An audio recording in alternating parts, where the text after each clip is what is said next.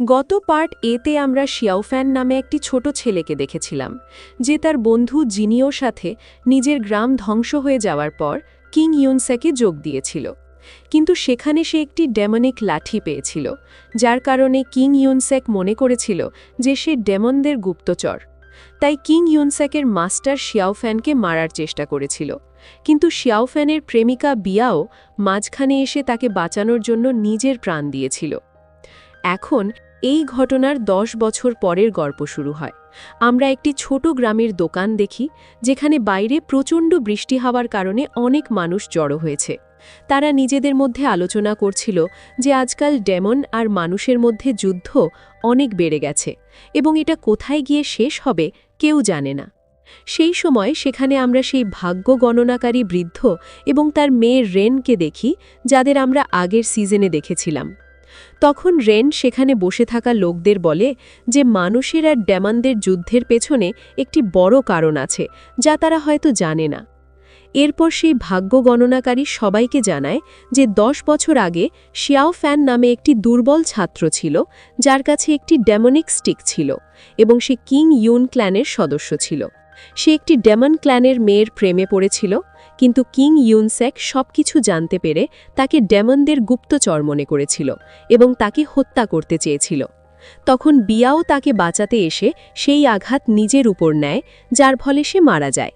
আর সেই সময় থেকেই মানুষ আর ডেমনদের মধ্যে যুদ্ধ আরও বেড়ে যায়। এই গল্প শুনে সেখানে থাকা লোকেরা জিজ্ঞেস করে, বিয়াও মারা যাওয়ার পর শিয়াওফ্যান কোথায় গেল?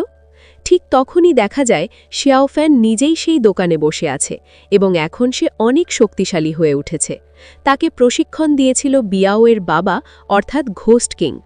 এরপর আমরা ব্লাড পিউরিফিকেশন কেভ দেখি, যেখানে ঘোস্ট কিং স্যাক্ট আক্রমণ করেছে এবং দুই পক্ষের মধ্যে তীব্র যুদ্ধ চলছে। সেখানে নিয়ান এবং তার সঙ্গীরাও ছিল। নিয়ান দ্রুত ঘোস্ট কিং স্যাকের লোকদের হত্যা করতে শুরু করে, কিন্তু ঘোস্ট স্যাকের 2 এল্ডার নিয়ানের উপর আক্রমণ করে। তবুও নিয়ান তাদের উপর ভারী পড়ে, কারণ সে অনেক অভিজ্ঞ। এরপর নিয়ান তার রেড ডেমন আই ব্যবহার করে দ্রুত অনেক শত্রুকে হত্যা করতে থাকে, কিন্তু হঠাৎ সে অনুভব করে যে আরও ভয়ঙ্কর কিছু আসছে। সে আর কেউ নয়, শিয়াওফ্যান। আসার সাথে সাথেই শিয়াওফ্যান নিয়ানের ডেমনিক আই ধ্বংস করে দেয়, ফলে নিয়ান ভীষণ যন্ত্রণায় পড়ে। এরপর শিয়াওফ্যান তার টেন্টেকেল দিয়ে ব্লাড পিউরিফিকেশন কেভের অনেক সদস্যকে মেরে ফেলে। নিয়ান এবং তার সঙ্গীরা তাকে দেখে বলে, এ তো ব্লাড প্রিন্স শিয়াওফ্যান।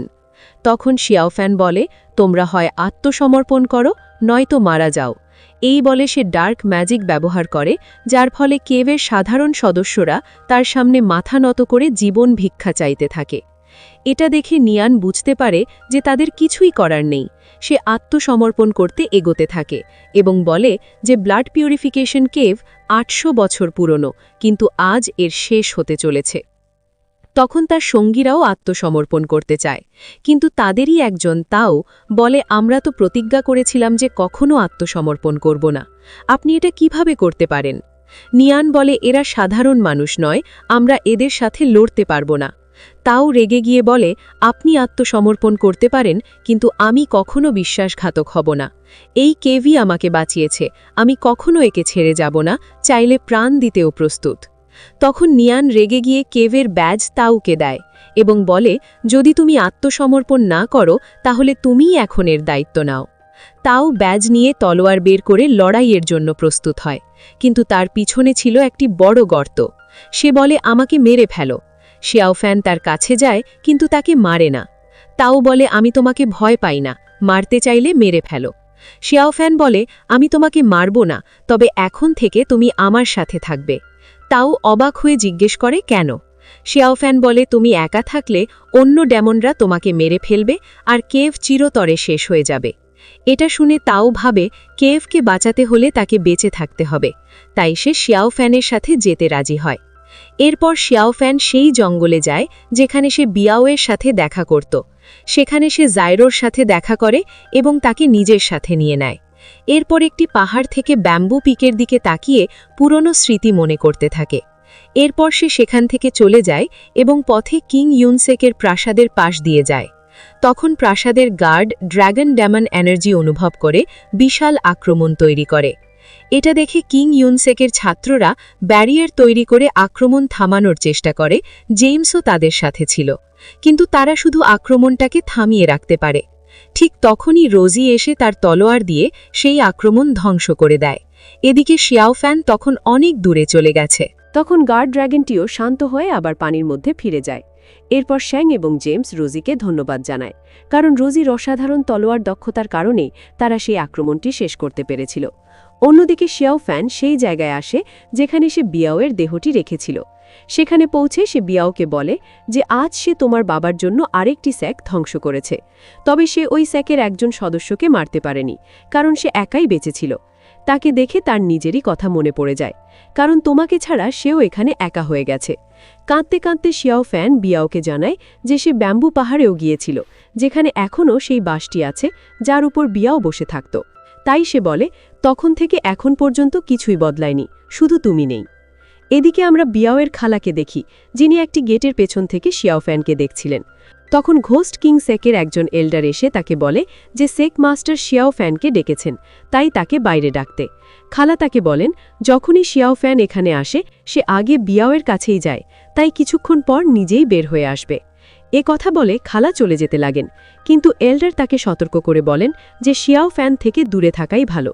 যদিও সেক মাস্টার তাকে ভালোভাবে প্রশিক্ষণ দিয়েছেন, তবুও সে এখনও বিয়াওকে মনে করে, তাই কখন সে সমস্যার কারণ হয়ে দাঁড়াবে বলা যায় না। এদিকে আমরা জিন ইউকে দেখি যে কিং ইউন সেক ছেড়ে দিয়েছিল, কারণ সেক মাস্টার শিয়াওফ্যানকে মারার চেষ্টা করেছিলেন। এখন জিন ইউ মাস্টার ওয়াংয়ের মন্দিরে থাকে এবং তার কাছেই প্রশিক্ষণ নেয়। ঠিক তখনই মাস্টার ওয়াং তার প্রশিক্ষণের জন্য তার দিকে কিছু মোমবাতি ছুড়ে দেন, যেগুলো জিন ইউ তার তলোয়ার দিয়ে বাটিতে বসিয়ে দেয়। এটি দেখে মাস্টার ওয়াং বলেন, গত 10 বছরে তোমার উন্নতি আমার প্রত্যাশার চেয়েও বেশি হয়েছে। এরপর তিনি জানান যে আজ কিং ইউন সেকের মাস্টার সব তরুণ জিনিয়াসদের টং তিয়ান পিকে একত্রিত হতে বলেছেন। মনে হচ্ছে বড় কিছু ঘটতে চলেছে, তাই তোমাকেও সেখানে যেতে হবে। এ কথা শুনে জিন ইউ যেতে অস্বীকার করতে চায়, কিন্তু মাস্টার ওয়াং বলেন, তুমি এখন বড় হয়েছ, তাই পুরনো কথা ভুলে যেতে হবে। জিন ইউ তাকে ধন্যবাদ জানিয়ে বলে, আপনার শেখানো শিক্ষা দিয়ে একদিন সব ডেমনকে শেষ করব। এরপর জিন ইউ চলে যায়। পরে সেক মাস্টার মন্দির থেকে বের হন, যিনি সেখানে লুকিয়েছিলেন, এবং তিনিই জিন ইউকে এখানে পাঠিয়েছিলেন। তখন মাস্টার ওয়াং তাকে ধন্যবাদ জানান, কারণ তিনি জিন ইউয়ের মতো একজন ভালো ছাত্রকে প্রশিক্ষণ দেওয়ার সুযোগ দিয়েছেন। সেক মাস্টার বলেন, আগে অনেকবার সাহায্য করেছি, কিন্তু কখনো ধন্যবাদ পাওয়া যায়নি। মনে হয় এই ছেলেটি সত্যিই বিশেষ। অন্যদিকে শিয়াওফ্যান ঘোস্ট কিংয়ের কাছে যায়। ঘোস্ট কিং তাকে বলে, গত 10 বছরে তুমি কাউকে মারতে দ্বিধা করনি, কিন্তু শুনেছি তুমি তাও নামের এক ডেমনকে ছেড়ে দিয়েছ। এছাড়া সে বলে, তোমার স্টিকের পার্লটি ওল্ড মাস্টার হিজেনের, তাই ব্লাড পিউরিফিকেশন কেভের সাথে সম্পর্ক রাখা ঠিক নয়।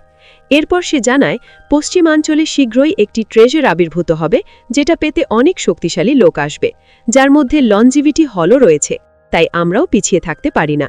শিয়াওফ্যান বলে, এখন ঘোস্ট কিং স্যাক এবং 10,000 পয়জন সেকই সবচেয়ে শক্তিশালী, অন্যরা এখন তৃতীয় ও চতুর্থ স্থানে। অন্যদিকে মানুষও ধীরে ধীরে শক্তিশালী হচ্ছে, তাই একদিন যুদ্ধ হবেই। ঘোস্ট কিং জিজ্ঞেস করে, তাহলে আমরা কিভাবে জিতব? শিয়াওফ্যান বলে, আমাদের লনজিভিটি হলে আক্রমণ করতে হবে, কারণ তাদের মাস্টার অত্যন্ত অহংকারী, তাই ট্রেজার পেতে সে কিং ইউন সেকে আক্রমণ করবে। সেই সুযোগে আমরা অন্যদের সাথে মিলে তাদের শেষ করতে পারব। ঘোস্ট কিং বলে, তোমার চিন্তা আমার মতোই।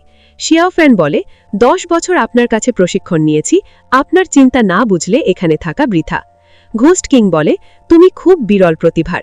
এরপর সে জানায়, অন্যান্য সেকও আমাদের সাথে যোগ দিতে রাজি হয়েছে এবং পরিকল্পনার বিস্তারিত এই চিঠিতে আছে, তাই তুমি পশ্চিমাঞ্চলে যাও।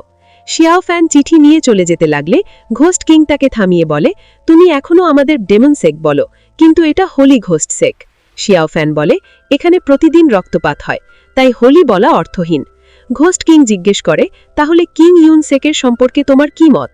শিয়াওফ্যান বলে, তারাও অনেক অপরাধ করেছে, তাই তারাও ডেমন থেকে কম নয়। ঘোস্ট কিং জিজ্ঞেস করে, তাহলে তোমার চোখে সঠিক কে? কিন্তু শিয়াওফ্যানের কাছে এর উত্তর ছিল না।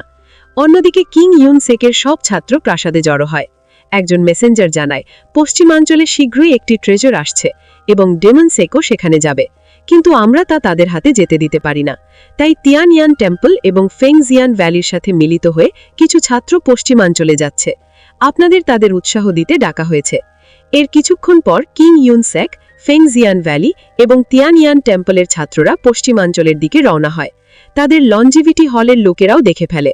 এভাবেই এই পার্টের সমাপ্তি হয়। পরের পার্টের জন্য সাবস্ক্রাইব করে রাখেন।